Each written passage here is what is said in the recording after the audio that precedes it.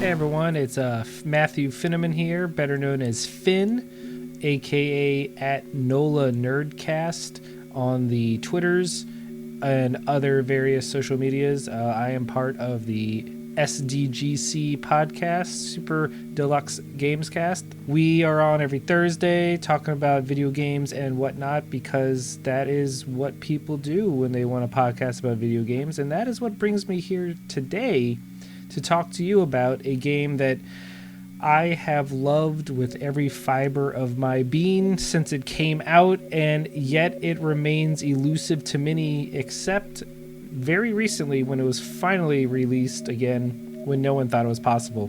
What game am I talking about? Well, it is a little game called Blade Runner for the PC. Now, I want to stress that Blade Runner on paper should never have worked. There is no reason this game should have been the masterpiece that it became. So we're talking 1997 Westwood, right? So Westwood was the RTS company. It was the Command & Conquer company. They made Dune. They pioneered that genre. And yet suddenly they go, we want to make a licensed movie game based on Blade Runner, but also make it a traditional point-and-click game, kind of like King's Quest and those games of the 90s and 80s. And nothing about that should have worked, but it did. Everything about this game clicked in ways that that young me was just in awe of. So let's just think about that. It's a licensed game, and this is peak late 90s. So we're in the N64 PS1 era of licensed games, which I don't think anyone would ever call the golden era of licensed games. So we have that going against it, but then we also have a company that has never really made this type of game, and when you have such a huge tonal shift in your gameplay style, that's also usually a recipe for disaster. And I didn't even watch Blade Runner at that point. This game is so good, it is completely standalone. They bucked the trend. Instead of just making you play the movie as a game, the story of Blade Runner, Westwood's Blade Runner, is running concurrently to the story of Harrison Ford's Deckard's story in the movie. So you have crossovers, you run into side characters from the movie, you go to the same locations, you might hear some Easter eggs drop that if you were a huge fan of the movie makes you go, look at that. But nothing about this game was dependent on the movie. You did not have to have seen the movie to enjoy the game. In fact, I experienced it backwards. I enjoyed the movie more because I was picking up references to the video game. So, like I mentioned, it is a point-and-click classic game, and as someone who grew up on the King's Quest series and other games like it, I was immediately at home. What I was not expecting was the high level of polish, cinematography, and just the movie magic. They really captured the everything about this movie. The voice acting is incredible, from the bittiest bit character to the main character of you play as Ray McCoy, a Blade Runner, and you come across this who's who of memorable side characters, protagonists, antagonists, and the way the game, because it's a detective game at heart, and that's what's really cool. And what they don't tell you ahead of time, because this was kind of before Let's Plays and whatnot, is there are multiple endings, and your actions determine everything about the ending you're going to get, and these endings are wildly different. In fact, it's half your choices, half kind of like a random generator, because certain characters in the game could either be replicants or human, but it changes on your playthrough. And so you can't just start a new game and assume you know where it's going to go, because the character that you had to retire before could be a human this time. So you have to pay attention to the evidence each playthrough, and depending on which replicants you retire, which replicants you side with or are sympathetic towards, or what paths you take, what evidence you find that lets you progress the plot in certain ways, will determine which ending you're going to get. And I thought that was just revolutionary in 97 for little Finn.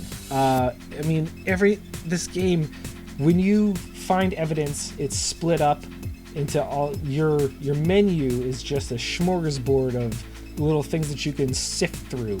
You get audio testimony, you get actual evidence, you can sort it by case because there's multiple cases that you're going to go through, even though it's overarching one plot. I will say one of the coolest things is in the game when you use your video decryptor, I don't know what to call it, and you put in a disc and you can see a picture and you can start looking at it in 3D in order to find clues in it. You have to understand, in 97 the technology for these graphics were not the world's best that we're used to. I mean, games were looking pretty in 97, but between the CG cutscenes and the character models and the expressions, the characters are done in like pixel art style, but they're so expressive and there's so many pixels, they're so dense that it almost wouldn't, I don't even know how to explain it, because the backgrounds are pre-rendered, like classic, think PlayStation Final Fantasy games where the backgrounds are pre-rendered and then your characters are just 3D moving around.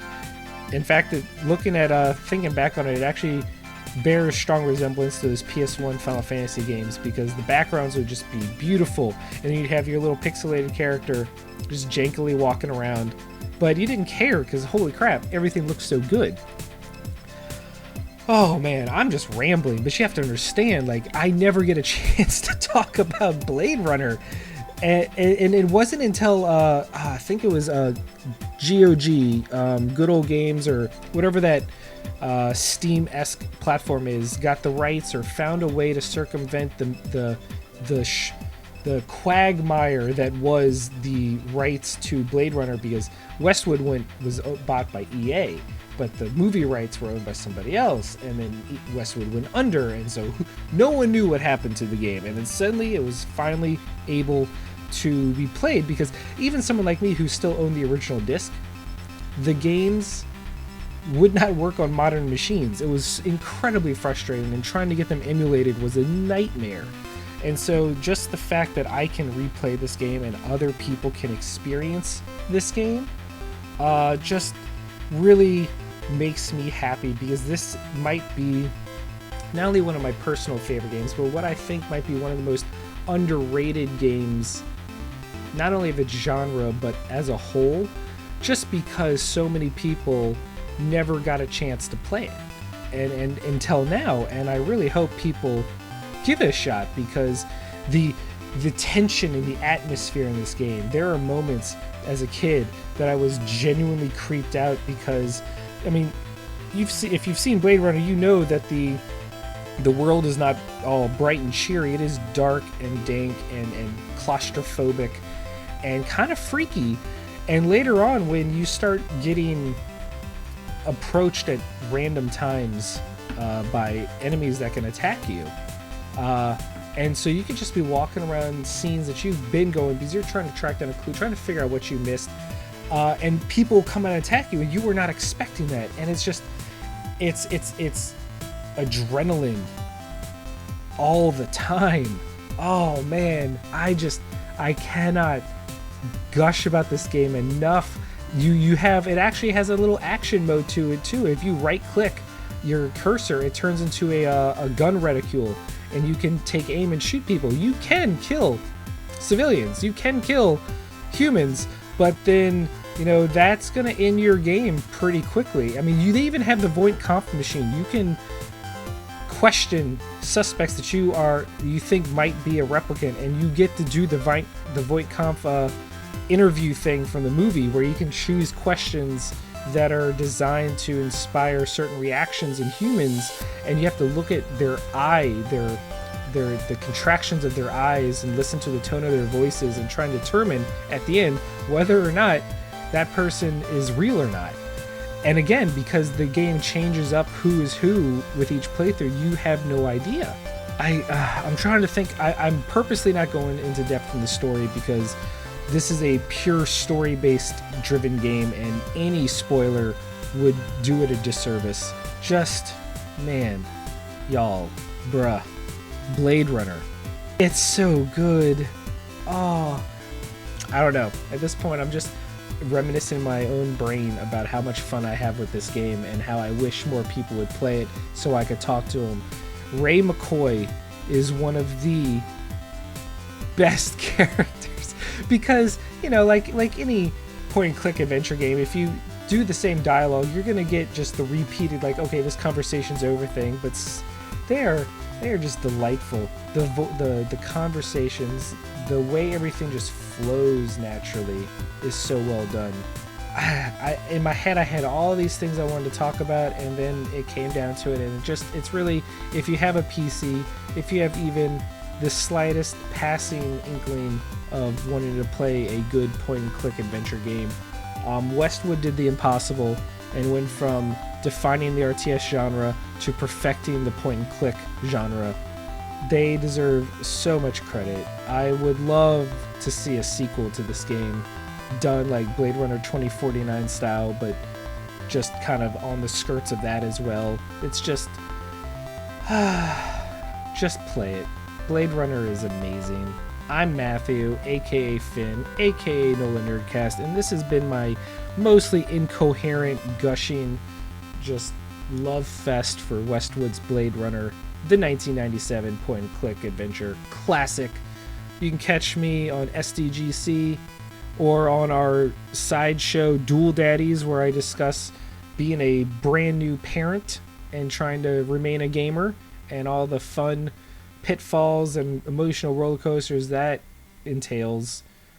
But until I see you, just remember, happy gaming.